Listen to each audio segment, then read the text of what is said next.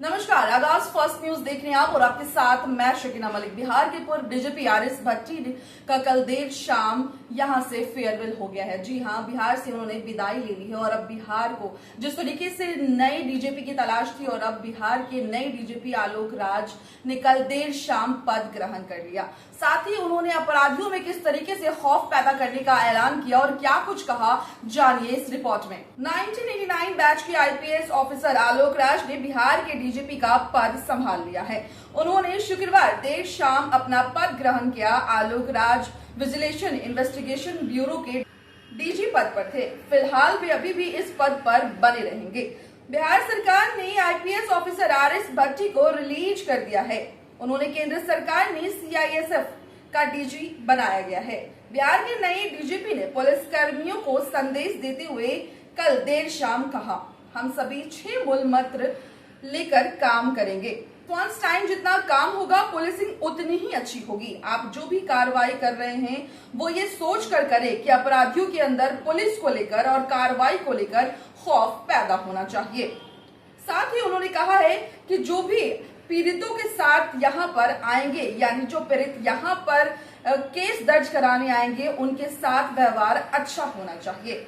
हम अपने कर्तव्य के प्रति जब तक ईमानदार नहीं होंगे तब तक जनता की उम्मीदों पर खरे नहीं उतरेंगे। हमारा उद्देश्य है समय से अनुसंधान करके कांडों पर आरोपियों पर लगाम लगाएं और साथ ही जिस तरीके से आपराधिक घटनाएं बढ़ रही है बिहार में, उस पर लगाम लगाना बेहद जरूरी है। हमारा फोकस होगा अपराधियों पर सख्त से सख्त कार्रवाई करें ताकि अपराधियों के अंदर पुलिस को लेकर एक खौफ पैदा हो जाना चाहिए। बिहार के डीजीपी आरएस भट्टी डिप्यूटेशन पर जा रहे हैं। उन्हें सीआईएसएफ में डीजी बनाया गया है। आरएस भट्टी की पहचान बिहार के सख्त अफसरों में होती है। उन्हें एसपी रहते हुए बाहुबलियों को गिरफ्तार किया है। भट्टी ने बिहार में 2 सरकारों के लिए काम किया था। महागठबंधन की सरकार उन्हें बिहार पुलिस का मुखिया बनाया गया था, लेकिन एनडीए सरकार में कानून व्यवस्था को लेकर काफी सवालों के घेरे में आरएस भट्टी रहे। महागठबंधन की सरकार ने उन पर भरोसा जताया था, लेकिन सत्ता से बाहर होने के बाद नेता प्रतिपक्ष तेजस्वी यादव रोजाना क्राइम बुलेटिन जारी कर बिहार की कानून व्यवस्था पर सवाल खड़े करते हुए नजर आ रहे हैं। अब भट्टी को सेंट्रल डिप्यूटेशन पर भेजा जा रहा है तो तेजस्वी ने कहा है कि बिहार में कोई ऑफिसर रहना ही नहीं चाहता है।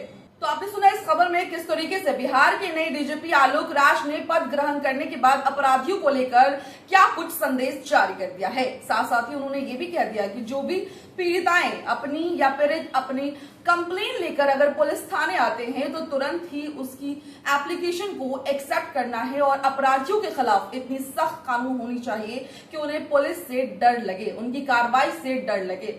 जिस तरीके से बिहार के पूर्व डीजीपी आरएस भट्टी ने जब पद ग्रहण किया था तो लगातार अपराधियों की धरपकड़ चालू कर दी थी, वैसे ही अब आलोक राज बिहार के नए डीजीपी बने हैं और नए डीजीपी बनने के बाद जिस तरीके से एक्शन मूड में नजर आ रहे हैं, यानी कि बिहार में लगातार अपराधियों की धरपकड़ चालू हो जाएगी। आपको बता दें कि जब बिहार के पूर्व डीजीपी आरएस भट्टी ने पद ग्रहण किया था तब बिहार में महागठबंधन की सरकार थी।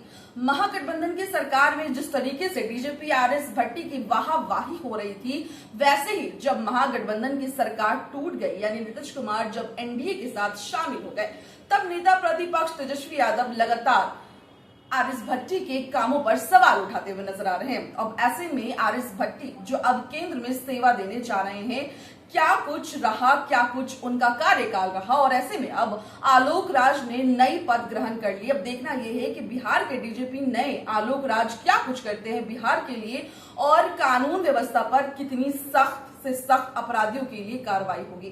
खैर, इस खबर में इतना ही। आपको क्या कुछ लगता है, आप अपनी राय हमें कमेंट बॉक्स में जरूर बताएं। अगर आपने अब तक चैनल को सब्सक्राइब नहीं किया है तो अभी सब्सक्राइब करें, साथ ही फेसबुक पेज को फॉलो करें। तब तक के लिए दें मुझे इजाजत। धन्यवाद।